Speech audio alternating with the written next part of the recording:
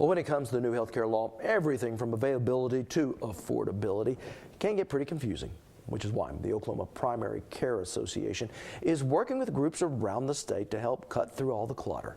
Joining me now is the OKPCA Interim Director, Judy Grant. Judy, thank you so much for being here. Thank you. Let's start off with, and you know, it's been said before, but I think it bears saying again, who is eligible to get into the ACA? I have insurance right now through my employer. Am I eligible? Those through your employer, no, you would not be eligible. Those that are between 100% and 400% federal poverty level, that are seeking coverage, that do not have insurance coverage, they are eligible to participate in the marketplace. So for of these people that do not have insurance, what are some of the various plans that are available to them? The plans are all listed for the Oklahoma marketplace through healthcare.gov. If you go to the website, they're listed there.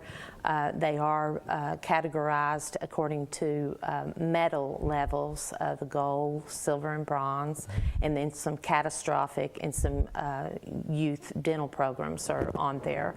And you would just need to go to that website to really look at what is available through the Oklahoma marketplace. And again, you would go to healthcare.gov. Because anyone who has never had insurance before can find the whole process overwhelming. Those of us who have had insurance can find the process overwhelming. When you start comparing plans, you would also determine what risk level you were willing to take. If you are able to, you think you need a lower premium, you need to understand that there's a higher deductible associated with that. More out of pocket? Yes, and so those are some of the types of things that people need to understand. And if you've never had health insurance before or even tried to look at it, it can be quite overwhelming. And that's where the patient navigators come in to try to help assist consumers who are looking at this for the first time. That is what their job is to do, just to help them navigate. If you were counseling someone who was getting insurance for the first time and they do fall in that 100 to 400% of the federal poverty level, and they tell you, I just can't afford it, what are their options? Well, you know, and that's something that there's a lot of misinformation out there about what happens to me if I cannot afford it. The way that it works, if you are on the lower end of the spectrum, more toward the 100% federal poverty level, and you go look at the plans, the insurance plans, the premiums themselves are set. That is the premium amount. Then the tax credits that are given are based on where you fall on that scale. So you would be given more tax credits if you were 100% federal poverty level as opposed to the 400%. So it would be made more affordable to you based on your income level. Now, if you choose not to participate in this program at all, there are penalties. One article I was reading yesterday suggested that the penalties were not steep enough for some people. They would just go ahead and take the penalties. Of course, that's not the idea behind it. We really want people to understand that it goes so far beyond just the cost of the premiums. It's what you're trying to prevent, and that's financial ruin if you do face a catastrophic event. If you do get into a situation where your health demands care that exceeds far what you could possibly ever afford, and then you find yourself into some kind of situation where you're forced to file bankruptcy. That's what we're trying to get folks to understand. Please look beyond the premium. Understand that you do need to make an investment in your health. It is very important.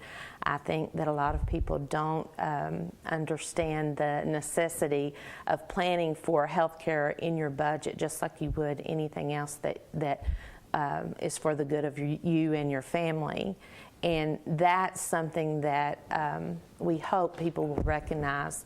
If I can get into a marketplace where I can get an affordable insurance policy that has a premium that I can manage, then that will help me not get into a situation where I am in financial ruin or lose my home or other things like that can happen. And just from a health perspective, we're really just talking about preventative care, which every physician will tell you is the key to being healthy. Yes. Our organization, the Oklahoma Primary Care Association, has for years, we're celebrating our 20th anniversary this year, but for years our whole mission is to strengthen community-based affordable care, so people will get into preventive care, because it not only is it going to help your patient outcomes, it's going to help your health outcomes, it is also so much more cost effective than if you were to show up in the ER room doubled over with some emergency.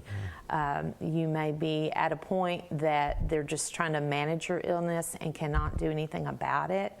Whereas if you had engaged in preventive health, you could have been in the care you needed and gotten past that issue and been a healthy, productive Oklahoman participating in helping our whole state's economy. And that's part of it too. When you think of healthcare, you can't isolate it to just the individual. It is important for the state of Oklahoma to have a healthy workforce, to have people that are highly functioning, that show up for work, that do what they need to do to be a productive citizen. And so if you think of it in terms of just the individual, you're missing the bigger picture of what it does for the state of Oklahoma. A couple of final questions about the sign-up deadline. Sign-up started on October 1. It goes to when? It goes to December 15th if you want coverage for January 1st, to begin January 1st. Okay. It doesn't end there. It goes through March. But for your coverage to start on January 1st, you have to be enrolled by December 15th. So if I don't sign up by that March deadline, then what happens? That's when you will most likely start seeing the process for penalizing people come into play. A couple more devil's advocate questions. I do not have this insurance. I get a tummy ache. I find out I need to have an appendix taken out.